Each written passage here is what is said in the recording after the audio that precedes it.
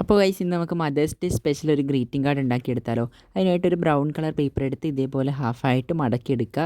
പിന്നെ ഒരു A4 paper എടുത്തിട്ട് ഇതേപോലെ ഒരു ലൈനൊക്കെ ഇട്ട് കൊടുത്തിട്ട് ഒന്ന് കട്ട് ചെയ്തെടുക്കുക.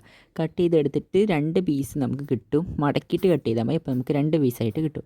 എന്നിട്ട് ആ 2 പീസും നമ്മൾ ഫെവിക്കോൾ വെച്ചിട്ട് അതിൻ്റെ ഉള്ളിലേക്ക് തുറന്നിട്ട് ഇതേപോലെ അങ്ങോട്ട് ഒട്ടിച്ചു കൊടുക്കുന്നുണ്ട്.